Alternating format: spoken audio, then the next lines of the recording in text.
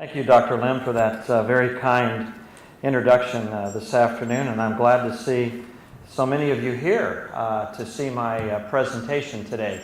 I recognize a lot of familiar faces, and for those of you that don't know me, I really do enjoy coming to the Academy and working with all the staff and seeing so many people here today. So this is going to be a nice treat for me to be able to talk to you and see so many people in the audience. So many of you that are not of my age and, gray hair and old, so this is the future of aviation right here with us today. So I'm going to read these two quotes. Everyone in aviation should be proud to achieve such performance, but as aviation professionals, we know that challenges continue, especially because of all commercial jet accidents we saw in 2012 were actually preventable. But the absence of an accident does not indicate the lack of a possibility of an accident. You've heard this in many other forms, but our technical director and director of global programs, Rudy Quevedo, who was just here last week for the info share, was talking directly about the fact that because we don't have an accident doesn't mean we're necessarily safe or we're necessarily risk-free. It's a matter of making sure that we have to continue to work a way to prevent those accidents from happening. Rudy did a review last year of the major accidents and found that each one of them could have been avoided if the crew had taken appropriate action, or if the aircraft had been TAWS equipped, or if the TAWS had been turned on, or through some other technological or safety management enhancement in the cockpit or organizational level. The last few words are important. Safety can be enhanced and risk identified and mitigated at the organizational level. Safety isn't just what happens in the cockpit and on the runway and on the shop floor in the maintenance hangar. It's about culture of an organization, the leaders and the employees. Is safety a priority from the top down? Do the CEOs and CFOs demonstrate support for safety initiatives through their words and deeds, or do they just say, go do it and we'll be fine? Or is the safety department viewed as a cost center and it must be tolerated? These are all questions that we continually ask throughout the entire industry. There are some organizations that I would say get it right.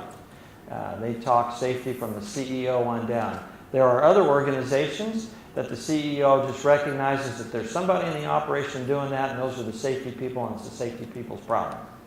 And those are the ones we've got to target. So how do you target that? What do you do? Well, you've got safety management systems. And I'm not going to read each one of these, but you can see the safety management system, the flight operational quality assurance. You're also going to look at the aviation safety information and sharing, the size. Taking a look at what the data that I have presented you has shown from the previous slides, we can identify trends that lead to some of the accidents. These are over-reliance on technology and automation, unstable approaches and go-arounds, complacency, crew resource management, and pilot training.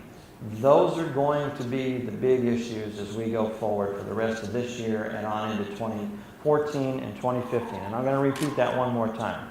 An over-reliance on technology and automation, unstable approaches and go-arounds, complacency, crew resource management, and pilot training. Those are all going to come back. You're going to read about these over and over again for the next year and a half or so.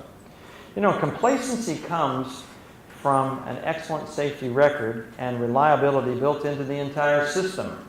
Aircraft, ATC, maintenance, ground op, better weather forecasting, these have all contributed to making the system more safe, more usable. But we can't get complacent. As Rudy said, the absence of an accident does not indicate the absence of the possibility. Safety is not a destination.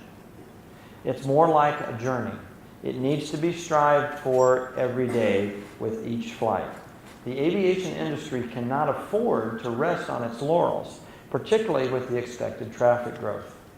Commercial and business operators become more conservative in their expenditures. For example, airlines have not fully implemented controller pilot data link communications, or what we call CPDLC. despite its demonstrated safety and communications, benefits at least in part because of the cost of the equipment that's required to be put on the aircraft. Controller-pilot data link communications is a means of communicating between the controller and the pilot, just like we text each other here on the ground. They use that in a bigger, more robust way to talk to each other instead of using the radio. The message displayed comes up in the cockpit when you receive something from the ground, from the controller, and therefore then you carry it out. And it's a very essential element of what's called ADS, which is the automated or automatic dependent surveillance, which is where we can use this system in areas of the world that do not have radar. For example, off the coast of the United States in the Gulf of Mexico, where we have a lot of oil platforms and a lot of low-level activity. That's where this would work. Also up in the northern regions of the world, all over the top there where we can use that system. You know, technology helps 99.9% of the time. 99.9% of the time. But in the other 0.1%, training needs to kick in and help the cockpit crew understand what's going on and how to handle the situation. Training.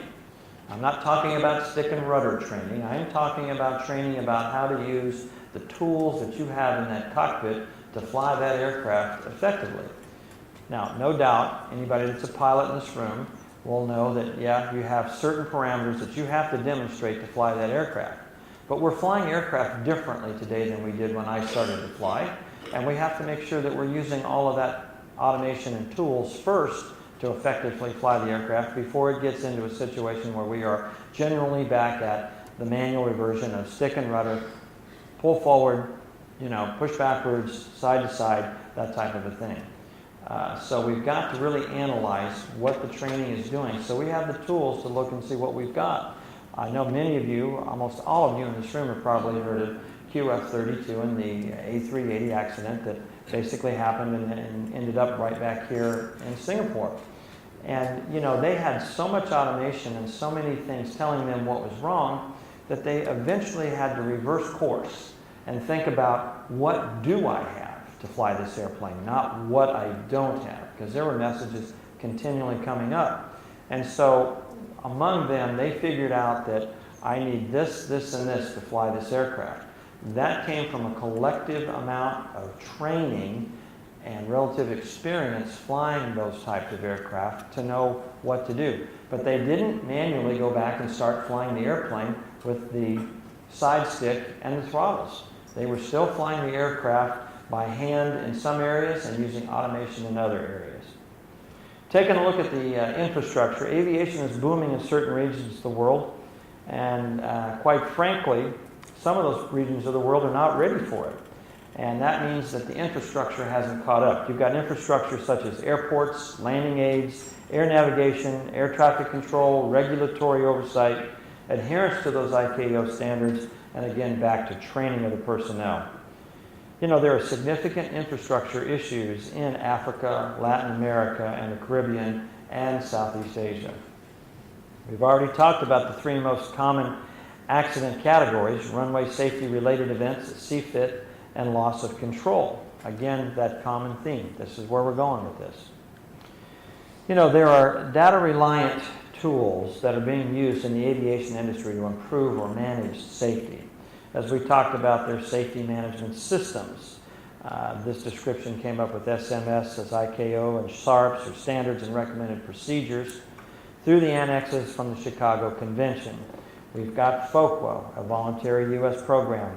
Similar non-U.S. programs are referred to Flight Data Management, FDM. The idea here is that the operators use flight data to identify and correct deficiencies in all areas of flight.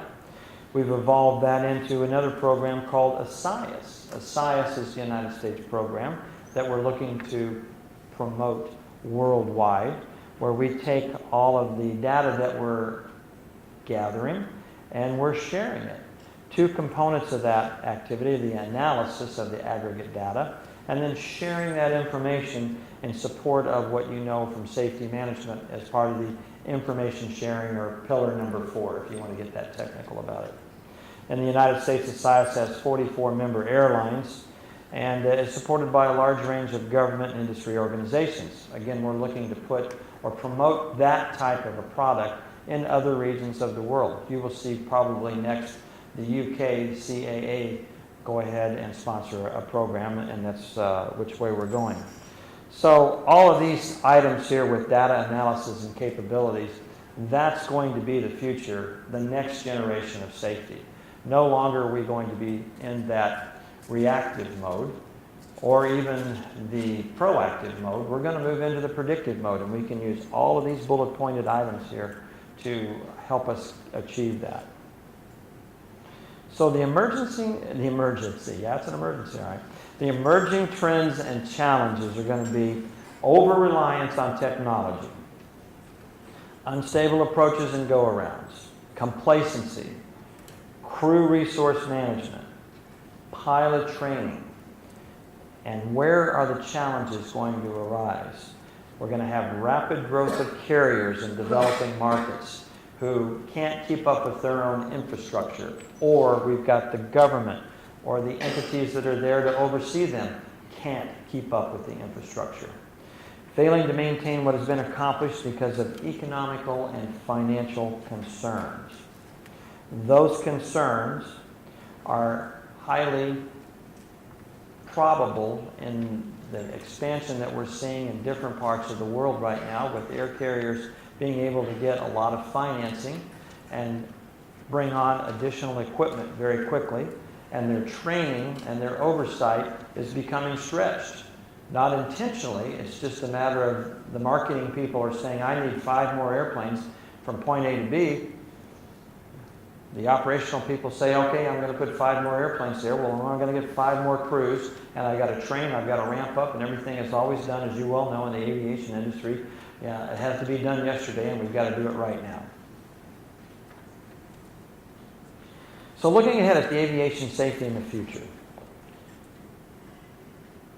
we'll be gathering data, analyzing the data, and then sharing the data in order to prevent accidents from occurring. Data, data, data. If you don't get anything out of the program today, I already bored you with the first half of looking at all those charts. But you have to have all those charts. As you being students, you being professionals, know that you have to have a baseline from which to work. And that data gives us the baseline to work for where we're going forward.